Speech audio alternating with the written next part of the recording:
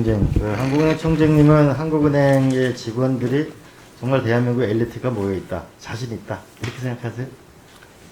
예, 그런 자긍심 갖고 자긍심을 있습니다. 가지고 계십니다. 예. 다음 페이지로 한번 볼까요? 자료를.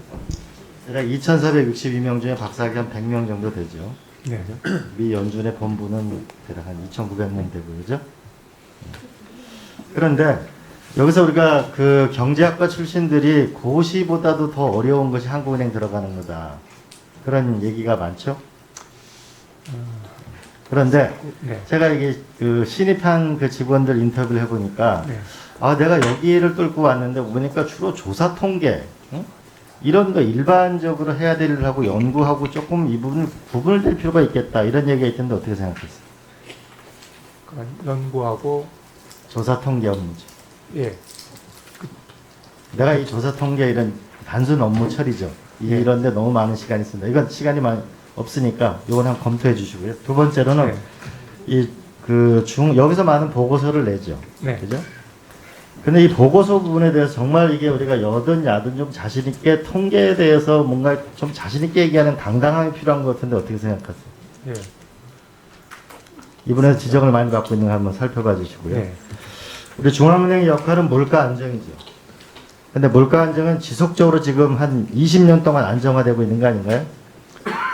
근자에 8년 동안 2% 밑으로 계속이죠. 예, 글로벌 위기 이후에는 물가는 그죠? 낮아졌어요. 그래서 미국의 그 제롬 파웰 의장은 고용 안정을 뒷받침하겠다 이런 얘기를 했는데, 우리도 어차피 물가 이렇게 안정화되면 뭔가 이 고용 안정 부분이 중요한 문제니까 우리도 뭔가 적극적 노력이 필요하지 않는가요? 예, 그런 그런 취지는 저도 동감을 합니다. 여기 보고서에 보게 되면은 이게 이제 한국은행 오늘자 보고서에 있는 겁니다. 보니까 이 고용 상황에 대한 지표가 있고 건설 경기 기성액이 마이너스 9.4 이러면은 여기 뭐라고 되어 있냐면 제조업과 건설업이 업황 혹 개선에 제약이 되어서 당분간 부진하다 이렇게 되어 있죠. 네, 그럼 결국은 제조업과 건설업이 고용에 중요한 건데 건설업이 매우 나쁘다는 걸 얘기하는 거 아니에요? 그렇습니다. 그러면 이런 부분을 적극적인 정책 대응 능력을 해야 되는 거 아닌가요? 네, 저희들이 뭐 꼭 어떤 특정 부분 아니더라 모든 경제에 관련된 아니 아까 물가 안정 플러스 미국은 그렇게 얘기하면 우리도 고용 안정도 앞으로 하는 업무의 한 영역으로 적극적으로 고려해야 되는 거 아니에요? 그렇습니다. 고용도 중요한 알겠습니다. 관심사입니다. 네. 다음 또 하나의 우리 한국은행은 그 금융 안정이 또 하나의 목표죠. 네. 자, 한번 표를 볼까요? 현재 이게 대략 우리 금융 자산의 1경 8천조 대략 맞죠, 그죠? 네. 네. 이 돈의 향방이 어디로 가느냐에 따라서 경제 정책이 굉장히 중요하고 네. 금융 안정도 제일 중요한 문제죠. 네.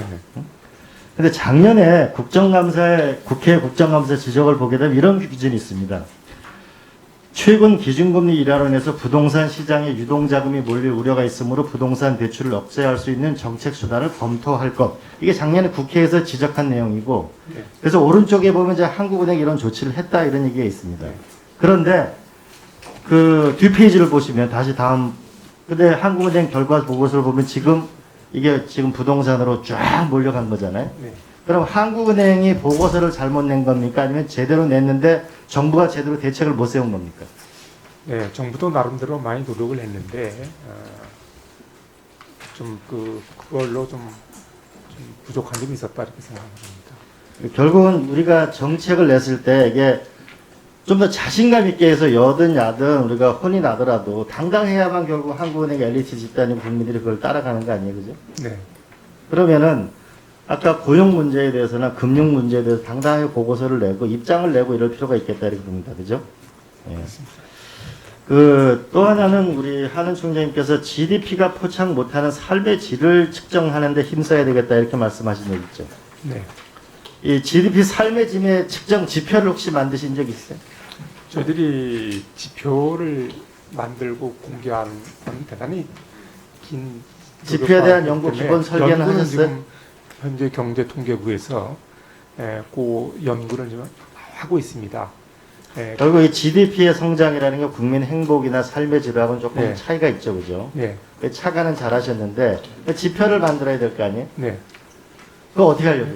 그 지표를 만드는 건 정말 긴 시간이 필요할 것 같습니다. 그건 뭐 이 부분에 대해서 우리가 네. OECD는 삶의 질 지수가 있고, UN은 행복 지수가 있고, 네. WHO는 건강 지수가 있고, 우리가 유럽 같은 경우는 스티글러치를 불러가지고 결국은 새로운 지표를 네. 만들려고 노력한 거잖아요. 네네. 많은 세계적인 노력이 있기 때문에 이걸 한번 조합해 봤어요, 제가. 네. 1. 소득, 주거, 교육, 의료, 문화. 플러스 건강한 이웃이 있는 거. 그런데 이게 저비용 사회가 되는 게 이게 모든 제가 지표를 만드는 공통점이 이거더라고요. 한국은행도 세계적인 연구를 해서 지표를 만들어 놓고 이 지표를 가지고 우리가 연구를 할 때 삶의 질이 확실하게 그럼 우리가 고용도 중요하고 소득이 중요하면 목표의 지향점을 네. 가져갈까라고 보는데 어떻게 보세요? 네, 뭐 이거는 지역 뭐 그야말로 뭐 그 지당한 말씀이시고 저도 뭐 전혀 이견이 없고요. 그래서 저희들이 이거를 하나의 통계로 포착하는 과정은 상당히 기한이 필요합니다. 왜냐하면 예. 그 통계를 지표를 만들어 관리하는 게 필요하겠죠. 검증도 해야 되고 일관성도 있어야 되고 그래서 지금 이제 어느 정도 만족스럽지는 않지만 그런 기초 작업 한번 나중에 한번 그걸 한번 보고해 주시기 바랍니다. 네, 그렇죠. 그리고 한국은행이 만든 통계하고 곧 이제 통계청사는 통계등록부 네, 이제 여태까지 아주 완전한 새로운 통계를 만드는 부분이 상호 연동되고 서로 이용하고 이래야만 국가 국민 통계가 체계적으로 될 텐데 그 부분은 서로 협의를 하고 계신가요? 네, 뭐 통계청과의 어떤 협조는 아직은 예, 통계청장도 이 부분이 절실히 필요하다. 그래야 통계가 우리가 더 현실에 가까워지니까요, 그죠? 예, 네. 다음 한번 보겠습니다. 우리가 저금리 시대잖아요, 지금요. 네, 그럼 저금리 시대에 이 재정 정책을 확대하라고 하는 것은 일반론이 맞는데 한쪽에서는 차라리 국채를 발행하는 게 낫다. 왜냐하면 조달 금리가 싸니까. 네.